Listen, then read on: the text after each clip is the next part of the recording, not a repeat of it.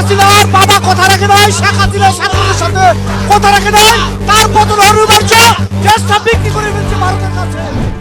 কোটা সংস্কার আন্দোলন উত্তাল, পদত্যাগ করে দেশ ছাড়লেন শেখ হাসিনা।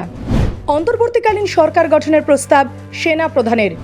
কোটা সংস্কার আন্দোলনের মঞ্চ বৈষম্য বিরোধী ছাত্র আন্দোলনের জেরে সরকারের প্রধানমন্ত্রীর পদ থেকে পদত্যাগ করেছেন শেখ হাসিনা। পদত্যাগ করে বেলা 2:30টার দিকে একটি সামরিক হেলিকপ্টার করে ছোট বোন শেখ রেহানাকে নিয়ে দেশ ছাড়েন শেখ হাসিনা। হেলিকপ্টারটি ভারতের উদ্দেশ্যে এসেছেন, যদিও তিনি গাজিয়াবাদে যাবেন বলে জানা যাচ্ছে। প্রসঙ্গত, আওয়ামী লীগ সভাপতি শেখ হাসিনা টানা চতুর্থবারের মতো প্রধানমন্ত্রী হিসেবে শপথ নেন এবছর 11ই জানুয়ারি। এর আগে 1996 সালে সপ্তম জাতীয় সংসদে নির্বাচনের মাধ্যমে তিনি প্রধানমন্ত্রী হিসেবে দায়িত্ব পালন করেন। এদিন হাজার হাজার আন্দোলনকারীরা রাজধানী ঢাকার রাস্তায় বিক্ষোভ দেখান। বাংলাদেশের সংবাদপত্র সূত্রের খবর, এদিন ছাত্ররা ঢাকার একাধিক মন্ত্রী, আওয়ামী লীগের নেতাকর্মী এবং সংসদ সদস্যদের বাড়িতে হামলা চালায়। পরিস্থিতি নিয়ন্ত্রণে আনতে হিমশিম খেতে হয় পুলিশদের। পুলিশের সঙ্গে সংঘর্ষের জেরে রবিবার 98 জনের মৃত্যু হয়। রবিবারের পর সোমবারও ফের উত্তাল বাংলাদেশ। আজ দেশ জুড়ে আন্দোলনের মঞ্চ লং মার্চের ডাক দিয়েছিল। এই কর্মসূচিকে বলা হচ্ছে মার্চ টু ঢাকা, যার বাংলা তর্জমা করলে দাঁড়ায় ঢাকা চলো। এদিন সকালে লং মার্চে যোগ দিতে ঢাকা কেন্দ্রীয় শহীদ মিনারে জড়ো হয়েছিলেন বেশ কিছু ছাত্রছাত্রী। তাদের সরাতে কাঁদানে গ্যাস প্রয়োগ করে পুলিশ। ব্যবহার করা হয়েছে সাউন্ড গ্রেনেডও। পুলিশের সঙ্গে ধস্তাধস্তিতে সোমবার আরও 3 জনের মৃত্যু হয়েছে বলে খবর। মৃতের সংখ্যা বেড়ে দাঁড়িয়েছে 101 জন। বৈষম্য বিরোধী ছাত্র আন্দোলনে গণভবনের অভিমুখে যাত্রা কর্মসূচি ঘিরে উত্তেজনার মধ্যে প্রধানমন্ত্রীর পদ থেকে ইস্তফা দিয়ে দেশ ছেড়েছেন শেখ হাসিনা। এই পরিস্থিতিতে বিভিন্ন রাজনৈতিক দলের নেতাদের সঙ্গে আলোচনার পর বিকেল 4টে জাতির উদ্দেশ্যে ভাষণ দেন সেনাপ্রধান জেনারেল ওয়াকার উজ জামান। সেনাপ্রধান বলেন, আমরা মহামান্য রাষ্ট্রপতির কাছে যাব। এই অন্তর্বর্তীকালীন সরকার গঠনের বিষয়ে ওনার সঙ্গে কথা বলবো। তার সঙ্গে আলাপ আলোচনা করে অন্তর্বর্তীকালীন সরকার গঠন করে দেশ পরিচালনা করা হবে বলে জানিয়েছেন। আমাদের সময় নষ্ট করেন না, হাত জোর করে বলছি, আপনারা আমাদেরকে এদিক থেকে যেতে দেন, আপনারা আমাদের সহযোগিতা করেন। আমরা বঙ্গভবনে যাব।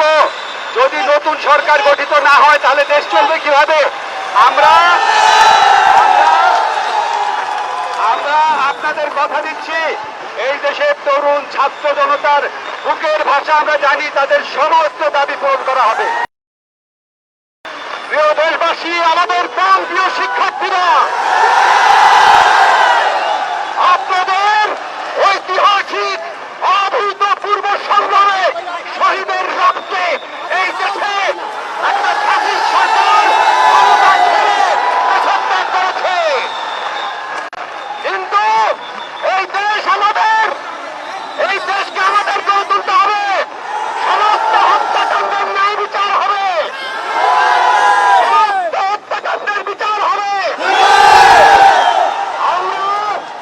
আমরা এখন রাষ্ট্রপতি ভবনে যাচ্ছি, প্রতিদান ধারণে যাচ্ছি।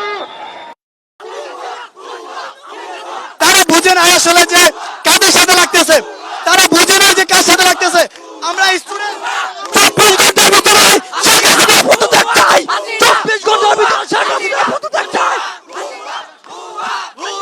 শেখ হাসিনার বাবা কথা রাখে নাই, শেখ হাসিনা ছাত্রদের সাথে কথা রাখে নাই, তার পতন অনিবার্য, দেশটা বিক্রি করে ফেলছে ভারতের কাছে।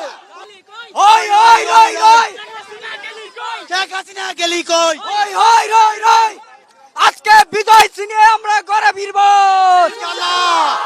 আমরা এই বিজয় নিয়ে ঘরে ফিরবো। বাসা থেকে বলে এসেছি, আমরা রাস্তা ছাড়বো না। আমাদের ভাইদের রক্তের রক্তের বিচার চাই আমরা। দেশ, এই দেশ বিজয়ের দেশ। এই দেশে কোনো ফ্যাসিস্ট বাস করতে পারে না। এই দেশে কোনো সন্ত্রাসের ঠাঁই নাই। এই সন্ত্রাসীদেরকে আমরা চামড়া ছিঁড়ে ফেলবো। ওই ওই রই রই শেখ হাসিনা গেলে কই আমার ভাইয়ের রক্তের বিচার হাসিনা ফাঁসি স্বাধীন করবো, নতুন করে স্বাধীন করেছে। এই বাংলার মাটিতে হাসিনার আওয়ামী লীগের রাজনীতি করার কোনো অস্তিত্ব থাকবে না। বাংলার মাটিতে শিকড় থেকে উঠাইয়ে দেওয়া হবে। আওয়ামী লীগের ভারত মুক্ত বাংলাদেশ চাই আমরা। আজকে এই যে সেনাবাহিনীরা আমার ভাইয়ের রক্তের উপর কিভাবে দাঁড়ায় থাকে, এইটা হচ্ছে সেনাবাহিনীর কাছে প্রশ্ন। এই যে রাস্তায় রাস্তায় দাঁড়ায় আছে, ওরা মেরুদণ্ডহীন বানায় ফেলছে। এই জালিম সরকার বাংলাদেশকে একটা মৃত্যু উপত্যকা তুলে ধরছে। এই জালিম সরকার এই জালেম সরকার টেলিভিশন চ্যানেলগুলোকে কবজা করছে। আমি জাস্ট একটা কথাই বলবো, shame on you, shame on সেনাবাহিনী, shame on every television channel in Bangladesh যারা কিনা হচ্ছে এই সত্য প্রচার করতে পারে না। বাবু, তবু একটা কথা, দেরি হলেও আপনারা আসছেন, আপনাকে স্বাগত জানাই। এখনো সময় আছে, সত্য তুলে ধরুন। আজকে হাসিনা সরকারে এমন ব্যবস্থা করা হবে যেন আগামী 100 বছর বাংলাদেশে কোনো স্বৈর শাসক না আসতে পারে। আমি একজন বিশ্ববিদ্যালয়ের শিক্ষক হিসেবে বলতে চাই, তোমরা আমার সন্তানদেরকে গুলি করবা আর আমরা ঘরে বসে বসে আঙুল চুষবো হতে পারে না। এই মুক্তিযুদ্ধের বাংলার আর দাবিগুলো, মুক্তিযুদ্ধের দাবিগুলো অসমাপ্ত আছে, নতুন প্রজন্ম আসছে সেই দাবিগুলো পূরণ করার জন্য। ইনশাআল্লাহ মুক্তিযুদ্ধের অসমাপ্ত দাবিগুলো এই স্বৈরাচারকে পতন করার মধ্য দিয়ে আমরা পূরণ করবো ইনশাআল্লাহ। বাংলাদেশ থেকে জিনিয়া আহসানের রিপোর্ট, চেতনা নিউজ। আপনি কি হজ ও উমরাহ যাবার কথা ভাবছেন, তাও আবার স্বল্প খরচে? তাহলে আজই আসুন ইকোপাস রানী নবাব টিকিট এন্টারপ্রাইজে। এখানে একমাত্র আপনি স্বল্প খরচে এই সুবিধা পেতে পারবেন।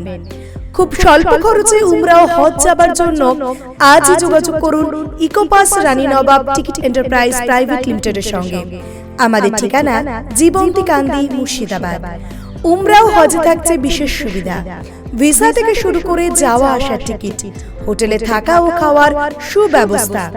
এছাড়াও থাকছে মক্কা এবং মদিনার পবিত্র জায়গাগুলির জিয়ারতের বিশেষ সুবিধা, সেই সঙ্গে যে কোনো সমস্যার চটজলদি সমাধানও। তাহলে আর ভাবনার কি?